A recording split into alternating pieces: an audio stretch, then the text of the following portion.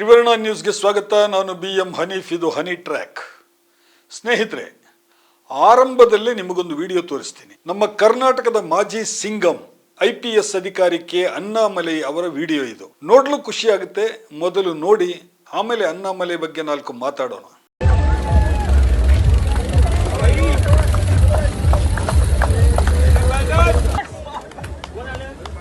Well, they are true inspiration in backing themselves. Well done.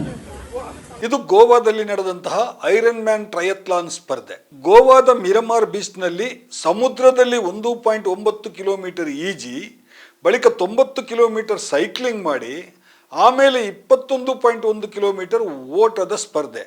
ಯಾವುದೇ ಸ್ಪರ್ಧೆ ಇದನ್ನ 8 ಗಂಟೆ 50 ನಿಮಿಷಗಳಲ್ಲಿ ಮುಗಿಸಬೇಕು. ನಮ್ಮ ಕರ್ನಾಟಕದ ಮಾಜಿ ಸಿಂಗಂ ಅಣ್ಣಾಮಲೈ ಈ ಸ್ಪರ್ಧೆಯನ್ನು 8 ಗಂಟೆ 13 ನಿಮಿಷಗಳಲ್ಲಿ ಮುಗಿಸಿದ್ದಾರೆ. ಇದಕ್ಕಾಗಿ ಸ್ವತಃ ಪ್ರಧಾನಿ ನರೇಂದ್ರ ಮೋದಿ ಅವರೇ ಶಹಬ್ಬಾಸ್ ಹೇಳಿದ್ದಾರೆ. ನಿಜಕ್ಕೂ ಶಹಬ್ಬಾಸ್ ಹೇಳಲೇಬೇಕು. 41ರ ಈ ವಯಸ್ಸಿನಲ್ಲಿ ಟ್ರಯಥ್ಲಾನ್ ಓಟವನ್ನು ಮುಗಿಸೋದಂದ್ರೆ ನಿಜಕ್ಕೂ ಅಣ್ಣಾಮಲೈ ಸೂಪರ್ ಫಿಟ್ ಇದ್ದಾರೆಂದೇ ಅರ್ಥ. ಈ ಫಿಟ್ನೆಸ್ಗಾಗಿ ಅಣ್ಣಾಮಲೈ ಅವರನ್ನು ನಾವು ಕೂಡ ಅಭಿನಂದಿಸೋಣ.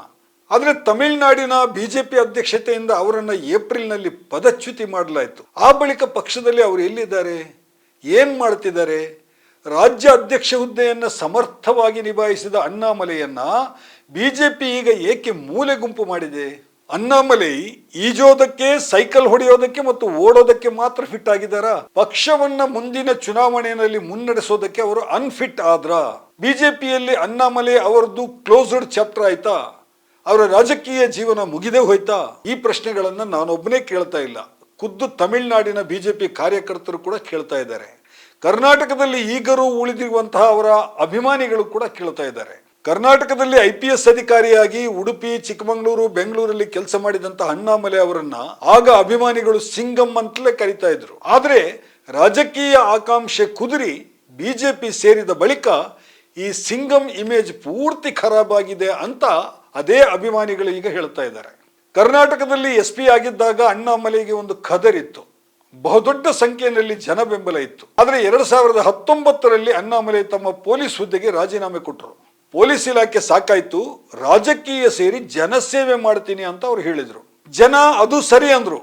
ಆದ್ರೆ ಯಾವಾಗ ಅಣ್ಣಾಮಲೈ ಜನಸೇವೆಗಾಗಿ ಹೋಗಿ ಬಿಜೆಪಿ ಸೇರ್ಕೊಂಡ್ರೋ ಆಗ ಬಹುತೇಕ ಜನಕ್ಕೆ ಖಚಿತವಾಯ್ತು ಇದು ಗಾನ್ ಕೇಸ್ ಅಂತ. ರಾಜಕೀಯದವರೇ ಈ ಮಾತನ್ನ ಹಲವರು ಮಾತಾಡಿಕೊಂಡ್ರು. ಅಣ್ಣಾಮಲೈ ಬಿಜೆಪಿ ಸೇರಿದ್ದು 2020ರಲ್ಲಿ. 2021ರ ಜುಲೈ ತಿಂಗಳಲ್ಲಿ ಅವರನ್ನ ತಮಿಳುನಾಡು ರಾಜ್ಯ ಘಟಕದ ಅಧ್ಯಕ್ಷರನ್ನಾಗಿ ನೇಮಿಸಲಾಯಿತು. ಅಧ್ಯಕ್ಷರಾದ ಬಳಿಕ ಅಣ್ಣಾಮಲೈಗೆ ಭರ್ಜರಿ ಇಮೇಜ್ ಬಿಲ್ಡಿಂಗ್ ಎಕ್ಸೈಸ್ ಕೂಡ ನಡೆಯಿತು. ಪ್ರತಿದಿನ ಮಾಧ್ಯಮಗಳಲ್ಲಿ ಅವರ ಹೆಸರೇ ಮಿಂಚತೊಡಗಿತು. ಆದ್ರೆ ತಮಿಳುನಾಡಿನ ದ್ರಾವಿಡ ರಾಜಕೀಯದ ಒಳಹೊರಗನ್ನ ಅರ್ಥ ಮಾಡಿಕೊಳ್ಳೋದಕ್ಕೆ ಅಣ್ಣಾಮಲೈಗೆ ಸಾಧ್ಯ ಆಗಲೇ ಇಲ್ಲ. ತಮಿಳುನಾಡಿನಲ್ಲಿ DMK ಯದ್ದೇ ಪ್ರಾಬಲ್ಯ, ಅದನ್ನ ಏಕಾಂಗಿಯಾಗಿ ಎದುರಿಸಲು ಸಾಧ್ಯವೇ ಇಲ್ಲ ಅನ್ನೋದು ಬಿಜೆಪಿ ನಾಯಕರಿಗೆ ಅಣ್ಣಾಮಲೈ ಬರೋದಕ್ಕಿಂತ ಮುಂಚೆನೇ ಗೊತ್ತಿತ್ತು. ಹಾಗೆಂದೇ ಅವರು ಅಣ್ಣಾ DMKಯ ಜೊತೆಗೆ ಒಂದು ರಾಜಕೀಯ ಮೈತ್ರಿಯನ್ನ ಸಾಧಿಸಿದ್ರು. ಆದ್ರೆ ಅಣ್ಣಾಮಲೈಗೂ ಅಣ್ಣಾ DMK ನಾಯಕರಿಗೂ ಪಂಚಾಂಗ ಕೂಡಿ ಬರಲಿಲ್ಲ. ಅಣ್ಣಾಮಲೈ ಮಾತನ್ನ ನೆಚ್ಚಿಕೊಂಡು ಬಿಜೆಪಿ ಅಣ್ಣಾ DMK ಜೊತೆಗಿನ ಸಖ್ಯವನ್ನ ಕಡಿದುಕೊಂಡಿತು.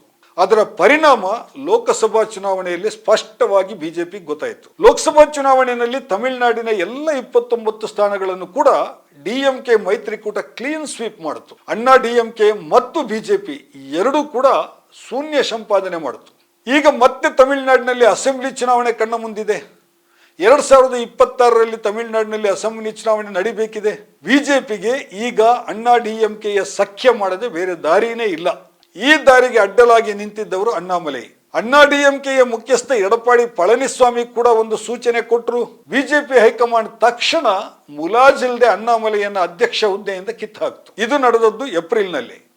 ಅದಾಗಿ ಈಗ 6 ತಿಂಗಳೇ ಕಳೆದಿದೆ. ಬಿಜೆಪಿಯಲ್ಲಿ ಸರಿಯಾದ ಯಾವ ಕೆಲಸವೂ ಇಲ್ಲದೆ ಅಣ್ಣಾಮಲೈ ಕಂಗಾಲಾಗಿದ್ದಾರೆ. ರಾಜ್ಯ ಅಧ್ಯಕ್ಷ ಹುದ್ದೆಯಲ್ಲಿ ಇದ್ದಂತಹ ಒಬ್ಬ ವ್ಯಕ್ತಿ ಈಗ ಪಕ್ಷದಲ್ಲಿ ನಿರುದ್ಯೋಗಿಯಾಗಿದ್ದಾರೆ.